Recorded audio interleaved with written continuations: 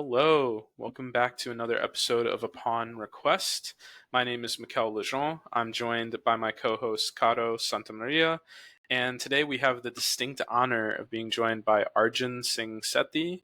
Arjun and I met in an event in DC, and I was super excited to have him on, joining our podcast to share a little bit more about his experience as a writer, a published author, an activist, a lawyer, and a professor. His book, American Hate Survivors Speak Out, is a collection of testimonials of people impacted by hate pre and post 2016 election. Arjun, thank you so much for joining us. And I want to kind of pitch it over to you to see if you have anything else that you'd want listeners to know about you and how you want to be represented in this world.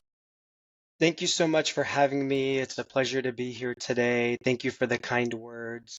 I'm somebody who believes in civil rights, human rights, really dedicated most of my life, to those issues. I'm also a Sikh American. My community means a lot to me. And I'm somebody who also very much values empathy, integrity, and the moral high ground. Thanks so much, Arjun. I love the ways that you're representing yourself. I think also, I don't know if we hear a lot about Sikh faith in the US context, let alone the global context. So I'm really hoping that we get to talk a little bit about what that means in this framing. But yeah, we're just gonna kind of dive into the conversation. Kato, do you want to start us off? Sure. I'm very excited for our conversation today, and thank you so much again for joining us. I think I always like to start really big picture because, Mikkel did such a great job of sort of summarizing some of the really awesome things that you're involved in. But I think first and foremost, I like to get to know people as people, and we are humans doing this work, right? It's a particularly difficult time to be doing any type of human rights work, let alone just going into particular sectors like, climate justice and racial justice. There's just a lot going on. And I want to know more about you as a person. So outside of the official titles that you hold, tell us a little bit more about you. What brought you sort of to the place where you are maybe right now? And I just want to know, I think, before we dive into some of the heavier pieces of the work that you've done, I think my general prompt or my general question is I want to get to know you more as a human. What do you like to do outside of those roles? Sure. I love spending time outside. I love my dog, Sophie, very much. I care deeply for my family and love them very much, my partner as well. When I think about sort of the evolution that brought me to where I am today, much of it probably starts with my experience as a young Sikh boy in Virginia.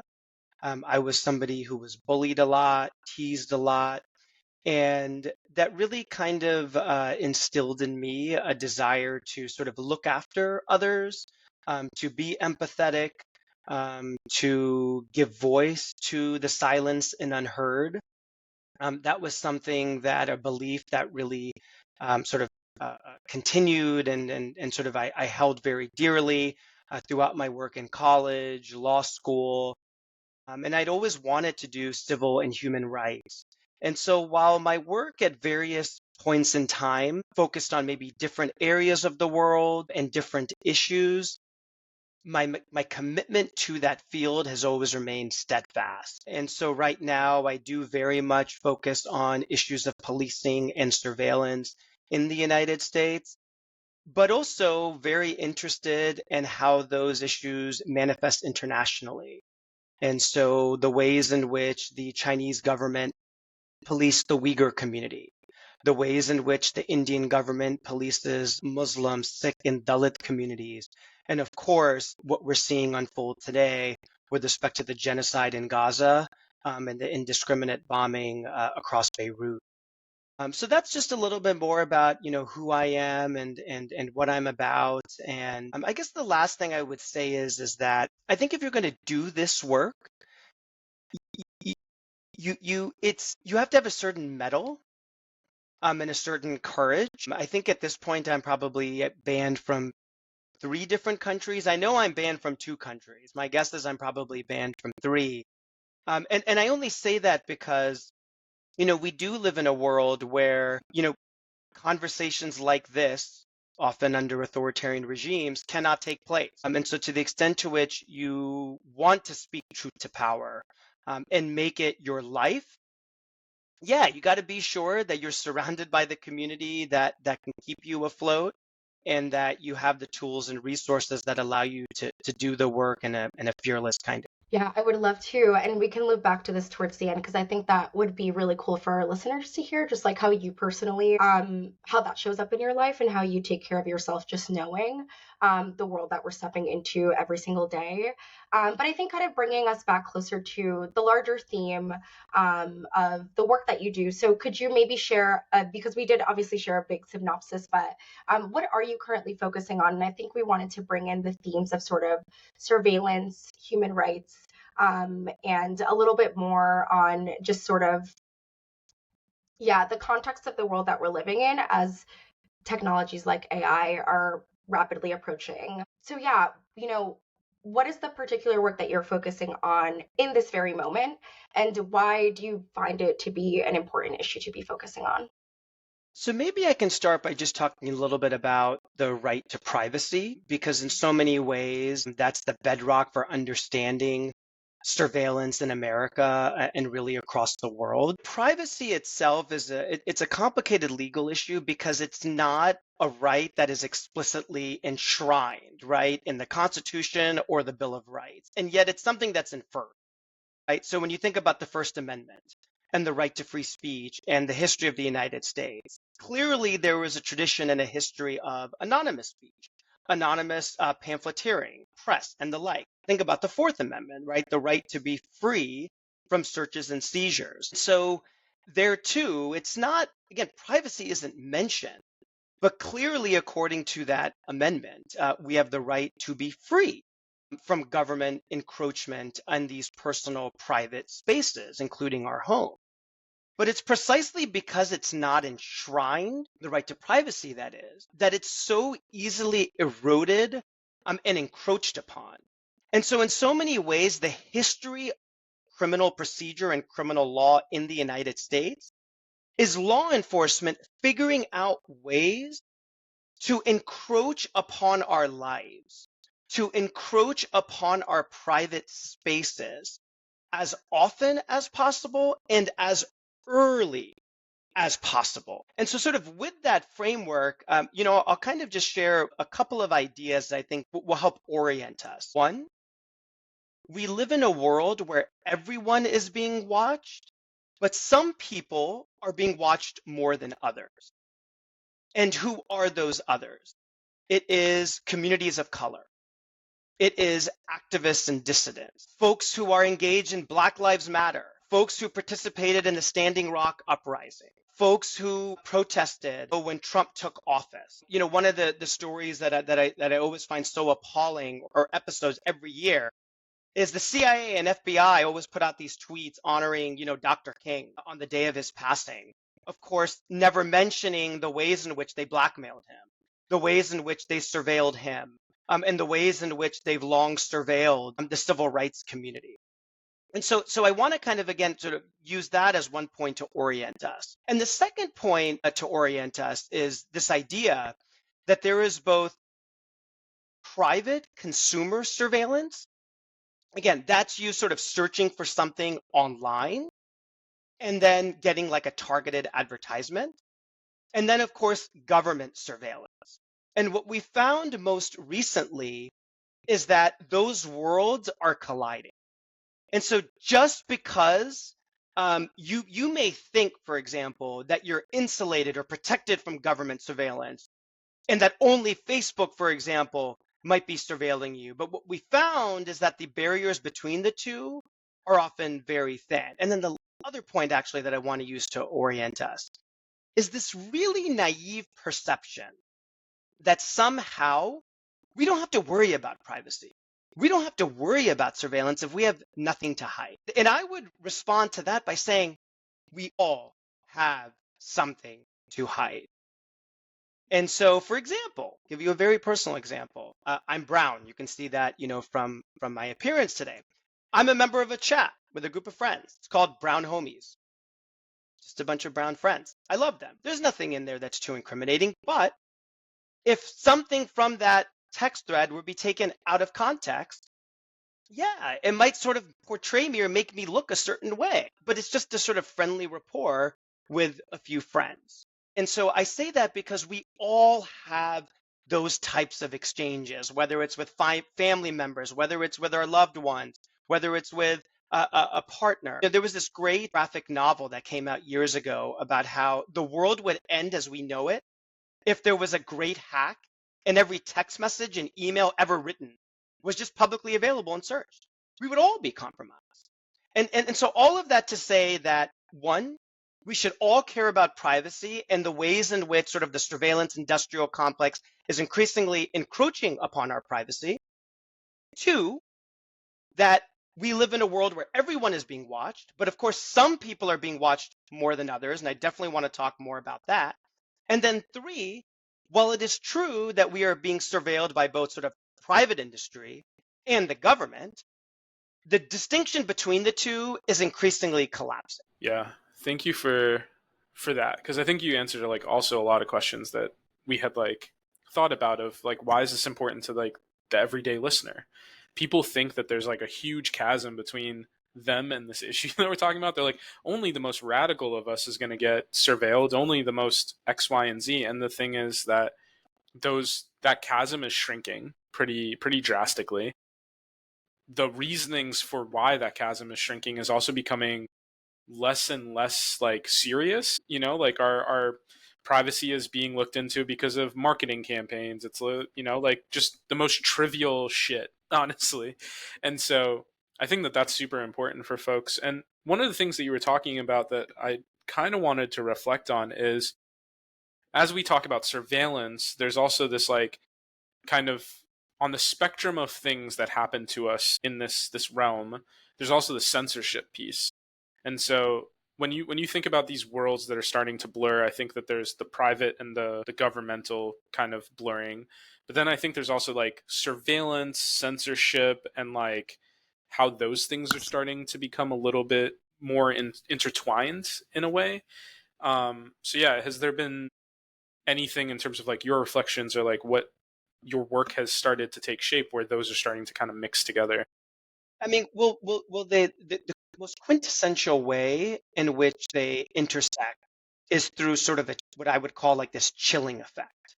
And so it's this idea that if you are being watched, you are more likely to self-censor. And we've seen this time and again, right? The idea that if, for example, you want to join a local Black Lives Matter chapter, but you know that office or that Signal group or WhatsApp group is under surveillance, you may be less likely to show up, right? You may be less likely to join a solidarity rally in support of Palestine if there is a drone flying overhead that's capturing the cell number of everyone in that sort of small area where folks are gathered demanding an end to the genocide. And so that's one of the things that I think is hard, is that I think anonymity can be a beautiful thing. And yet we live in a world where it has become so unbelievably elusive. And I'd be happy to talk about, whenever you're ready, some of the ways in which surveillance is manifesting in the United States, because it's terrifying. Like, I don't think people quite, and I gave you kind of an inkling of what it could look like with those examples, but it's terrifying how ubiquitous and invasive it's become. Yeah, Yeah. I mean, I think we can definitely transition into that. I know from my side, like working on the criminal justice issue, many of the things that we were fighting was like enshrining and kind of retaining the privacy rights of people that are at Rikers, for instance. There was a Yes. huge surveillance issue at Rikers. We were watching the ways in which, tech giants like, I forget his name, like maybe it's Eric Schmidt, potentially, who's been really kind of pushing this idea of AI surveillance for the immigration and detention facilities and at the border.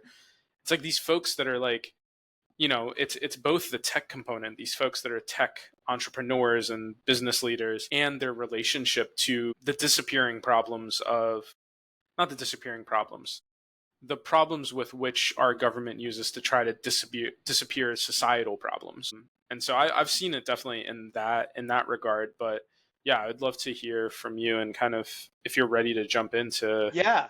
those examples. Did you want to jump in, Kara? Well, I was going to say one of the things that I would love as because that was one of the next questions that I think we definitely had for you. And just thinking about the affected community. So, what should like the general person think about, right? I come from a mixed status family, so I have some folks that are like undocumented in my family. So, there's like so many different contexts, like you said, for Black and Brown people, for activists. Like, I'm sure you're going to go through all the sort of different affected communities. But yeah, I think maybe even getting micro on those, if you've had personal experiences working with folks or anything like that, I think I would be really curious to hear that. So let me start by focusing on the United States, and then I'll kind of look at it in a more international context. With respect to the United States, both of your comments really situate the discussion well. And so the way I describe it is that borders and prisons are the laboratories for surveillance. And so I'll give you two very concrete examples. We know that DHS is increasingly creating its own DNA database, right? Specifically of folks who are crossing the border. And so they're no longer, for example, law enforcement doesn't have to rely on, 23andMe or Ancestry.com where people were voluntarily turning over their DNA. DHS is now actually building their own database. And so what does that mean, right? It just means that this sort of finite population, right, has their DNA captured by a government body who will share it not just with other government bodies, and it will lead to increased surveillance, over policing, and the like. Now let's go to jails and prison. Just a few years ago, The Intercept reported how there are several companies who are actually creating a database of what's called voice imprints of prisoners. So this idea that if you want to actually make a call from a prison, you have to opt into this program that records your voice in the same way that someone would capture your thumbprint. And that way they actually have an imprint of your unique voice. And there wasn't even the ability to opt out. And so now, for example, fast forward. I called Verizon 4 months ago. I have a password, right? Like a passcode. Verizon said to me on the phone, you have an option to eliminate your passcode and opt into, right, a voice approval password where I just say a statement. And I said, no, I don't want that. But that's just an example, right, of how it starts in one place, sort of a laboratory, and then becomes a national phenomenon. And again, I'm sure a lot of people opt in because they think it's easier, right? Because they don't want another passcode, not realizing that they are forever surrendering the autonomy of their own voice, right, to government authorities. Because again, that gap between private industry and the government is, collapsing. So, just a few other things to be thinking about on the US side. Obviously, you have facial recognition technology. And facial recognition technology is something that can be outfitted to a police body camera, to a CCTV camera, to a drone. We're increasingly seeing these very deep partnerships between everyday individuals, businesses, and law enforcement. And so Detroit, for example, has a program called Project Greenlight, where law enforcement actually pays businesses to install this equipment so long as they agree to opt in to the feed of this camera outside their business, basically being plugged into a Detroit citywide police surveillance network, right? So we're seeing programs like that across the country. Of course, there is sort of what we call, predictive policing, the use of big data. This idea that any individual can be assigned what's called a threat score based on things like, do they have prior arrests? Do they have prior convictions? Who are they in Facebook photos with? Their address, school disciplinary records. One example I'd like to give is that in the city of Chicago, folks who were released from prison some years ago were getting what was called threat notification letters in the mail, basically saying that we know that you've been released, but we want you to know that we think that you could be a threat, and so we're watching you. And so the government's rejoinder is, oh, well, it's better that we actually give them notice as opposed to just watching them. And my response is, why can't you just let them be? Why can't you just let them be alone? So that's one form, right, of predictive policing, the threat scores. The other is sort of hotspots, where imagine like a real-time map in sort of a law enforcement office where they're using things like weather, poverty levels, unemployment, again, sort of known criminals and where they may live. And so areas can also be assigned what's called or can be designated hotspots. I want to give one very concrete example for how extraordinarily powerful and invasive surveillance can become. So let me take you back to the summer of 2020, during the heart of the George Floyd protests. There was an individual who set fire to an unmanned police cruiser in Philadelphia. The police in Philadelphia didn't have a lead. All they really had was a still image from a drone that flew overhead of what looked to be a woman with a mask throwing some type of explosive device onto this cruiser. They zoomed in on the photo and they saw a print on the photo. So they get online and they see that there is a seller on Etsy who sells shirts with that print. Okay, still not a huge lead, but it's something. Then they look at folks who have commented on that particular product. And they identify that one of the folks who's commented seems to be in Philadelphia. Helpful, still not everything. They then cross-search that username for that review on Etsy across sort of all publicly available sites. And they find that the same username also shows up on Poshmark. And there, it's actually connected to an individual. So then they search that individual, find their LinkedIn page. They see this individual works as a masseuse at a parlor in Philadelphia. Go to that page. And then when they go to that page, they look at photos of that actual business. And they notice that in one of the photos, there is a woman who has a tattoo on her arm. They compare that tattoo to the still image from the drone camera and realize it's the same tattoo. Based on that, that woman was arrested and is going to be spending a long time in jail, right? So again, it tells you, right, how one particular thing can sort of have this ripple compounding effect and take you, to where it just did. So that's kind of what it looks like. I'd also just say sort of in the private space, Rashida Tlaib actually just wrote a letter to the CEO of Kroger because Kroger has announced that they may introduce dynamic pricing for goods at their store.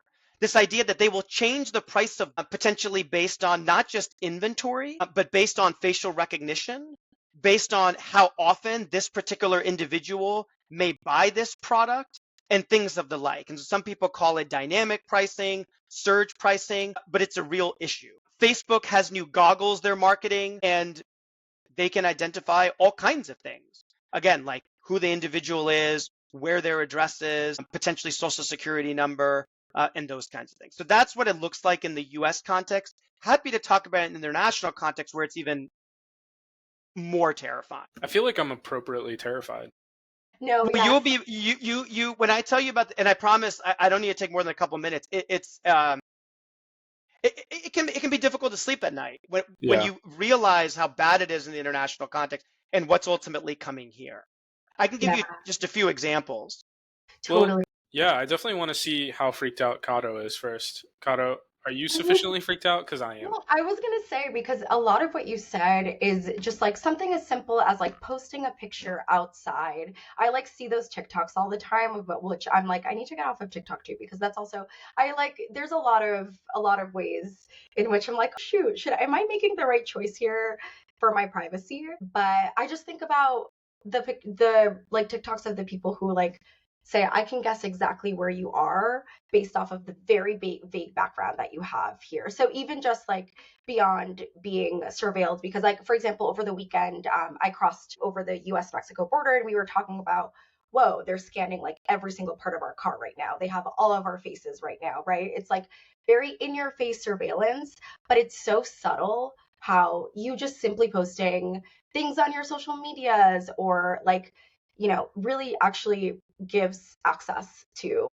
a lot of the folks that are watching and, actually doing research and investigating. Like, yeah, it's just kind of why I'm definitely freaked out. I want to be freaked out more because I know Arjun, just for context, I'm from Colombia. And like we were in a civil war for a very long time.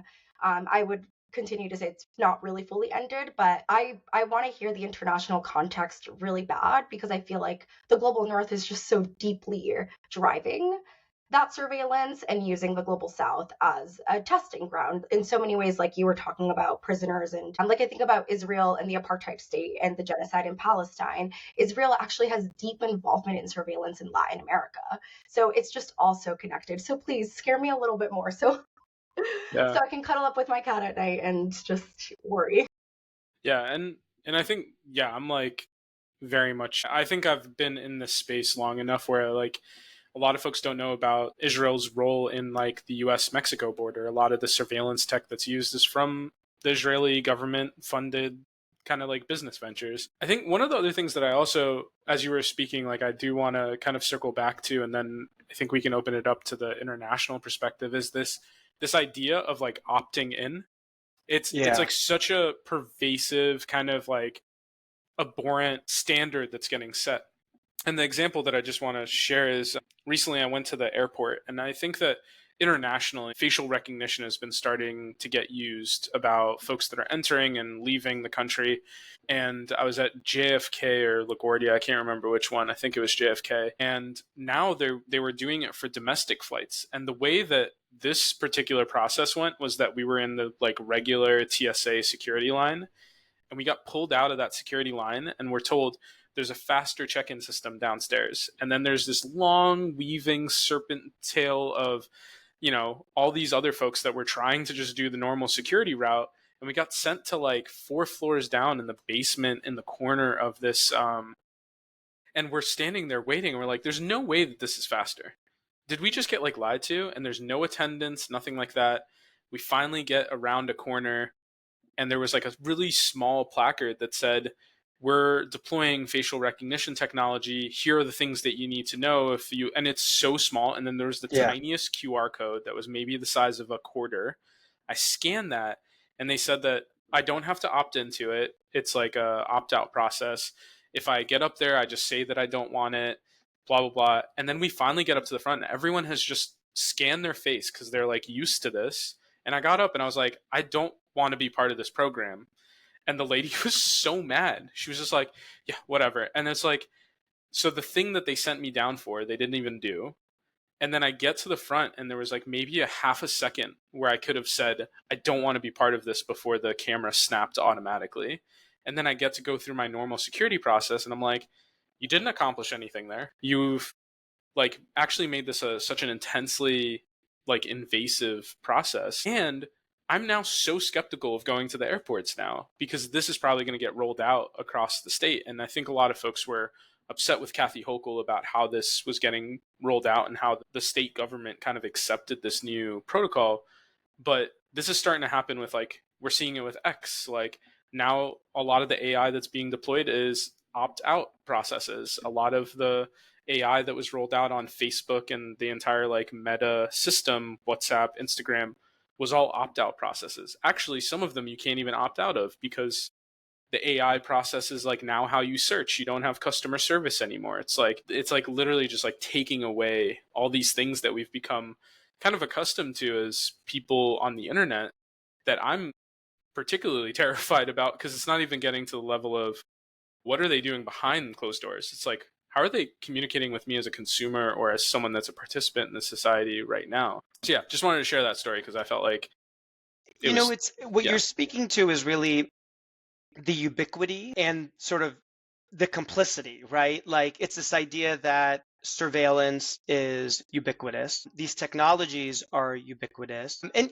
complicity is even a hard word because, as you say, it's so difficult to opt out, right? It's like I got off Facebook 12 years ago, and it was one of the best decisions I ever made. And yet I didn't see baby photos for so many of my friends because they just assume everyone's on Facebook.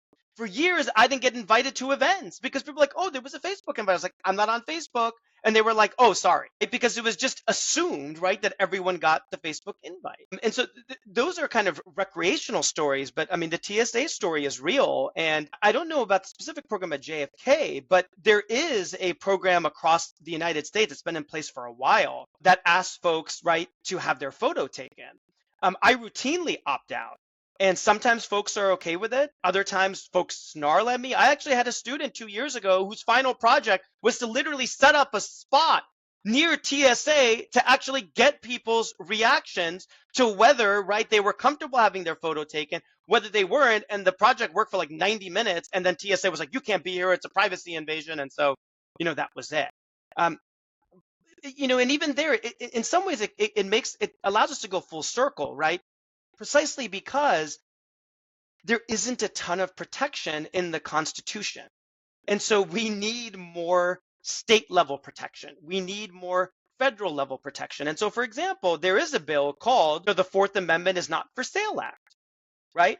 And so, I'm sorry, it might be the First Amendment or the Fourth Amendment, might be a combination, but the idea being, right, that when we voluntarily share information, that doesn't mean, right, that it is supposed to be monetized. That doesn't mean that it's supposed to be used as a mechanism to target us. I mean, one example that I didn't give, but here I am calling right now from Texas, right? I mean, there were folks given sort of the abortion laws in this state who were worried about using, period tracker applications under the theory that somehow that could be accessed by law enforcement and be used to target people who were seeking abortion providers. Yeah, I don't use those. Highly implore women to not use. Yeah, right. Because we presume, right, that there's this modicum of privacy, and there isn't. And so, when we think about the international context, let's start with Israel. They have a program, an AI-based program called Project Lavender, right? So think about what I said earlier about predictive policing. Now think of that times 1,000 with lethal force. And so under Project Lavender, a computer, an algorithm assigns a score 1 to 100 to every single resident in Gaza. And the score is based on things like your address, who are in your WhatsApp groups, who are in your Signal groups, who are your known associates, how often you change phones. And if you are designated a certain score or higher, I don't know that number because I don't think that's publicly available, but let's say, for example, it's 65 or higher, the IDF targeted you for execution. And the only thing that they verified was that the targets for execution were over the age of 16 and, according to their records, identified as a boy or a man. That's it. That was the only human verification performed. So you literally had an algorithm that was determining who would be executed, subject to no verification other than what I just described. I mean, the killing machine is here. That's it. And I'll give you another example, right? You may have seen or know of these quadcopters, right? And so you were talking about the intersection between US tech, Israeli tech, surveillance, and how it's a symbiotic relationship. So they fly these quadcopters, and they're these like drones, right, that fly around, and sometimes they have projectiles, right? And they're capable of shooting or killing large numbers of people. And so in March of this year, we learned that what they were doing with the quadcopters was they weren't just surveilling area. They had been pre-recorded to play audio of kids crying and yelling for help in Arabic, right?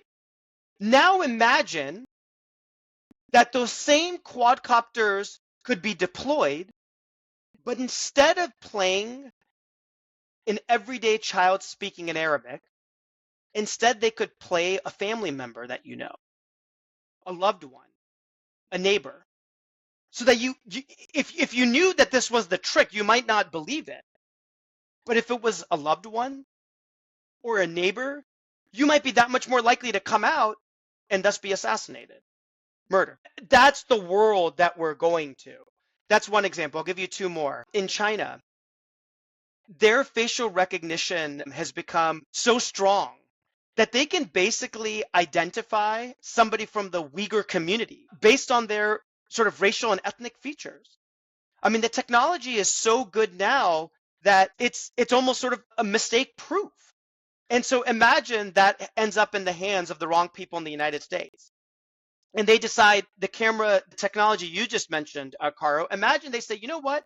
We're going to use this to specifically pull aside Latino, Latina, Latinx immigrants, or we're going to use it to specifically pull aside folks from these countries or of these racial ethnic groups.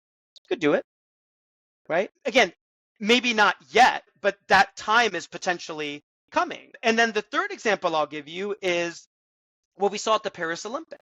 And so this is sort of big data meets AI. And this is the way to kind of think of it. AI works best if you have a really large, uncompromised data set. And so what sort of the Paris police did was they basically captured months and months of everyday activity on Paris streets. And that was the baseline for their AI policing algorithm that they used during the Olympics. And then they programmed the algorithm to basically tick or ping, light up if there was some kind of aberration. And that aberration could have been a loud noise. It could have been a large congregation of people. It could be a number of people speaking foreign language. It could be somebody or several people running away. And if that were to happen, authorities could be deployed. And so there was lots of interesting work about how the Paris Olympics was arguably the first ever truly AI sort of like policing model, because it was very much based on using a fixed data set and then running what's called anomalies against it. And again, back to Israel, they do the same thing. So what Israel will do is with Lebanon is they will, and they've been doing this actually for the last 10 months, they will document, right, through all kinds of mediums and mechanisms, what a certain bridge should look like, what a certain landscape should look like, what a certain topography should look like over a period of time. And then if there's a deviation, they assume that that deviation is because of Hezbollah. Does that make sense? Mm-hmm. So it's just, and again, I would say this is the other thing. One thing we haven't talked about is militarism, right? Because when people think of militarism, they think of tanks, they think of machine guns, right? They think of the technologies that we deployed in Afghanistan and Iraq, but they should also be thinking of it in terms of these killing machines, but also surveillance, and the collection of enormous amounts of data and the ways in which that data can then be turned against different communities for different reasons. Oof. That was a Yeah. mic drop. Sorry, also my fire alarm is going off if y'all can hear me, which is why I came outside. I know why it's going off, because they're watching and listening to our conversation. Yep. This always happens. They knew. They Oh. knew. It's not particular. Yeah. They knew. They knew. Yeah. Wow. Yeah. Sorry, go ahead, Mikkel. No, I was just going to say, yeah, I felt, especially at the story in Palestine, just because it's ongoing and feels really ever present, it just feels like really disheartening, right? Like it feels like we are up against something that feels, one, really amalgamous. Like it doesn't feel like it has form, right? It's kind of impossible to know it or feel it until you see it or you actually like get the evidence. Like I feel like that's what it felt like walking through the streets of London. I was like, this is the most surveilled city in the world, potentially. And then I like was walking through a section where something was colored the same as the building behind it. And I was like, that's a camera right in my face. And I wouldn't have even noticed it. But yeah, until you see it in how it's deployed against people in the violation of their civil liberties and the human rights that they have, it really doesn't the magnitude of it doesn't really feel as profound. But that example of Palestine was definitely one that just felt really just eats you up, and I can imagine it eats you up at night also, having all this information and knowledge as well. So yeah, I think we're almost at the end of our time together for recording, and I just feel like there's been such a wealth of information that you've shared, Arjun. Is there any things or any ways for folks to be supporting the work that you're doing? Is there anything that you're really keeping your eye on that you think the average everyday person should really be keeping their attention towards in the coming months or years? Sure. I don't want to. Oh, do you want to jump in, Carol? Well, I was going to say, I'll add one more question just so I can be off mute fully with this fire alarm in the background. But I don't know if there's like the quick top 3 things that we should all be doing, like that, to protect ourselves, either on our devices or any advice that you have would be great. Thanks so much. That's actually what I wanted to get into, because I think it's important for folks to have at least some action items.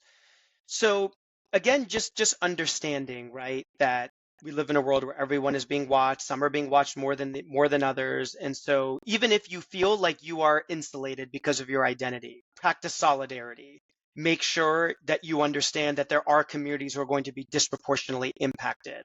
And it's very much a tool for incapacitation, subjugation, and censorship, as was described earlier. Signal and disappearing messages is a must. Using VPN networks to sometimes communicate. Using GoDuckGo. If you are engaged in activism and you want to protect your anonymity, dress discreetly. Travel in groups. Cell phones are walking surveillance devices. If you don't need to have your cell phone, don't take it with you. Leave it home, right? Be with a group of people and have one person have that cell phone. Those are just sort of a few concrete things. I'd also just say that watch what's happening internationally, because again, what happens in prisons, what happens in borders, what happens in Gaza, what happens in Afghanistan, is eventually going to happen here. Right? And it's because of what you just described, Michelle. It's the industry. It's sort of these technology companies, constantly trying to find new markets, constantly making justifications for why they need to be in our lives. Police always wanting to find new ways to be in our lives. Advocate at the state and local level. Sometimes the best reforms are at that level, right? And so we know they're going to collect data, but can they at least notify us of what they're collecting? Can we be sure that they're not sharing it? Can they share with us how long they're keeping it? And I don't necessarily think this is the answer, right? But to the extent to which we are the product, which we are, should we be allowed to be compensated for it? And then, better protections for opting in, right? This idea that imagine an individual who says, I don't want to be surveilled. What does that life look like? You don't drive a car because your license plate can be captured. You don't carry a phone. You're not members of groups. You wear a mask, right? I have a hat, right? You can buy it online. It's a baseball hat which has LEDs that deflects light. And so a camera has a harder time capturing your face. If you're going to a protest, wear it. Those are so great. Yeah. I would also say I wish we had more time, because one of the things that I also wonder is what does happen when you find yourself on the other end of the surveillance state, and what are your rights and what do you need to know? So obviously, we don't have the time to get into that. So maybe it's a conversation for another time. Part two. Definitely, because that's something that I just constantly think about, all of our folks that are jailed from protests, and what are the steps? What do we need to know about our own rights to avoid being in a scenario where you get tricked into being put into jail for 20 years for showing up at a protest. Arjun, this is such an important conversation. Thank you so much. I think a majority of our audience is active. They are activist organizers, but I think for the everyday person, like I said, I even as a person that comes from a mixed status family, for undocumented folks in general, for everybody, this affects every single person, and I think you highlighted that really well. So thank you for bringing such important information that we get to now share to our networks as well. My pleasure. Thank you so much for having me. Michael, you want to thanks for joining us. I was going to close out. Thank you so much, Arjun, for this wealth of knowledge. As Kato, you were mentioning, and as I think that you made it really clear, Arjun, this is an issue that if it doesn't affect you right now, it will impact you. And we need to be readied, because those that think that they have control over us or that want to use these technologies for the worst outcomes possible will. And they don't think about what's good or bad or what's morally reprehensible or any of those pieces. And so we've got to be really arduous and disciplined in our activism and in our countering to those tactics that are going to be used by these states and these systems of oppression. And hopefully Arjun's outlines of the quick tactics you can start are easy enough to implement right away, and that you start exploring and thinking about more. And then we'll see in part 2 what other ideas we can come up with and what other conversations we can continue to help keep y'all informed. So thank you for listening to another episode of Upon Request, and we thank our amazing guest today, Arjun Singh Sethi. Go check him out and make sure to follow his work. Thanks so much, y'all. Peace.